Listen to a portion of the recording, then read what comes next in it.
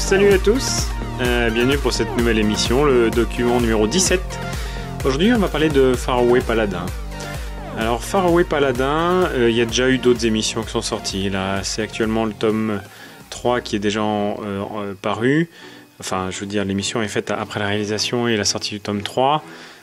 J'avais commencé cette série parce que j'avais lu des commentaires qui étaient assez positifs dessus et autant vous le dire tout de suite, j'ai vraiment pas été déçu en fait. La lecture du premier tome. Alors là, je peux pas dire que j'ai pas été déçu, hein. J'ai un peu été déçu, mais pour celui-là seulement, parce que la mise en place de l'histoire est vraiment longue, ça rend vraiment quelque chose d'assez fade. C'est l'isekai, parce que c'est un isekai, il a beaucoup de difficultés à se mettre en route.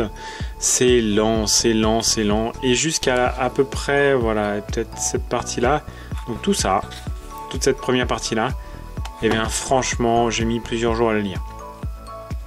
Le soir, le livre à côté du lit, tu vois, je lisais 15-20 pages, et puis ça m'endormait, c'était vraiment fatigant. Le premier tome était vraiment fatigant.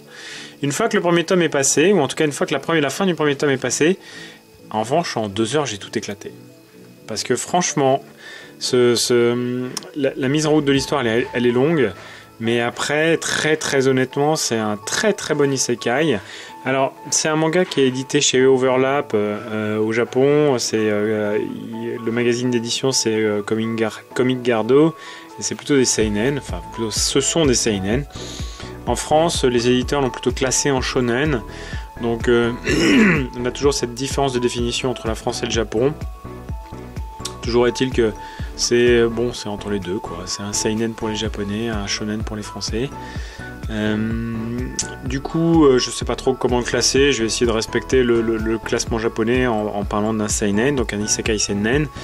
L'histoire, le synopsis, c'est un petit peu compliqué, mais en même temps, il est extrêmement sympathique. C'est un jeune garçon. En fait, on connaît pas du tout la première partie du monde normal. On voit, c'est vraiment l'histoire d'une réincarnation dans un monde autre. Et c'est un jeune homme, ou plutôt c'est un homme qui décède. Enfin, vous allez voir à l'arrière, c'est expliqué à l'arrière. Déçu de son existence dénuée de toute envie de vivre, un homme se voit attribuer après sa mort la possibilité de jouir d'une nouvelle existence auprès d'une famille tout à fait singulière. Blood, un squelette au grand cœur, c'est lui. Marie, une prêtresse, une grande prêtresse, une gracieuse, prêtresse momie. Et Gas, qui est ici, un magicien fantôme érudit. C'est auprès de ce trio de morts-vivants que William suit un apprentissage rigoureux, mais ses mentors lui cachent de nombreux secrets sur le monde qui l'entoure. Voilà, donc ça c'est le synopsis. Et il y a une deuxième phrase. Percer les mystères d'un monde où les mots de la création renferment les secrets de la magie. Bon, l'utilisation de la magie dans ce monde-là, parce que c'est un monde magique, se fait à base de mots. Donc on va dire par exemple, je sais pas, moi je vais vous dire cordelette, et puis il va vous sortir un sort du vent. Enfin bon, voilà, c'est l'utilisation de mots avec une certaine intonation qu'il va falloir utiliser pour pouvoir obtenir des sorts magiques. C'est un style d'utilisation magique très particulier. En tout cas, moi j'ai pas vu d'autres mangas de ce style-là. L'histoire part vraiment sur un tempo, comme je vous l'ai dit, extrêmement lent, et puis qui finit par franchement s'accélérer. Le petit là qui s'appelle William, il est éduqué par donc Blood, là ce guerrier-là, et la prêtresse momie, Marie, dont on a parlé tout à l'heure, qu'on voit un petit peu à l'arrière ici. Ils forment une famille avec justement le dernier magicien qui a un petit peu un érudit mais extrêmement sévère, et tout ce petit monde-là éduque ce jeune garçon, William, dans une espèce d'église de laquelle il ne peut pas sortir, ou en tout cas le monde extérieur est absolument inconnu. Il n'a jamais croisé personne en dehors de ceux de l'église, et on sent bien en fait, il y a tout un halo de mystère qui entoure vraiment l'existence de William, et l'absence totale d'informations concernant le monde extérieur.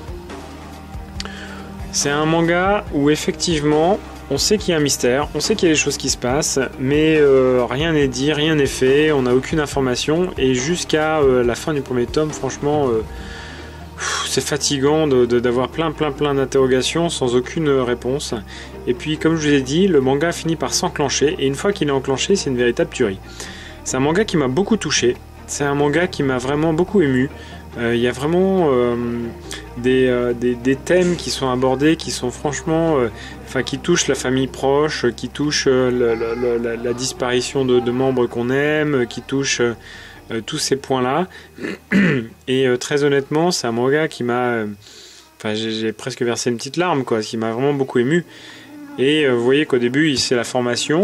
Et puis là, ça commence sur un nouvel arc. Mais bon, je vais pas vous spoil, donc je vais rien vous raconter.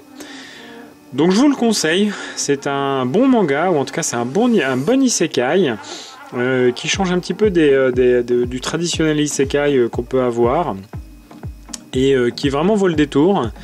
Et malheureusement, il y a des parutions qui sont assez longues, hein. On n'est qu'à 3 tomes et je pense qu'il y aura entre 1 et 2 tomes par an seulement. Mais très franchement, je ne suis pas du tout inquiet. À mon avis, il va rencontrer son petit succès quand même. Pour ce qui est des dessins, les couvertures, franchement, elles sont moches. Moi, elles me font pas du tout envie. Je veux dire, si je m'étais fié qu'à la couverture, quand vous voyez celle-là, par exemple... Voilà, vous voyez le trait du petit garçon, vous voyez ça sur une couverture, vous dites mais c'est quoi cette couverture? Le tome 2, c'est un peu comme le calendrier de l'Avent, il faut le trouver le chiffre, hein. Bon il est là d'accord, mais par rapport à l'autre, oui il est là ici il est là, puis là le tome 2, vous le regardez, vous le cherchez 2 heures avant de savoir ce qui se passe. Donc bon, c'est édité chez Komiku, qui nous a sorti une bonne petite collection, et j'espère que vous aurez l'occasion de la découvrir, parce que franchement elle vaut le détour. Je vous souhaite une très bonne soirée à tous et je vous dis à très bientôt. Allez, salut!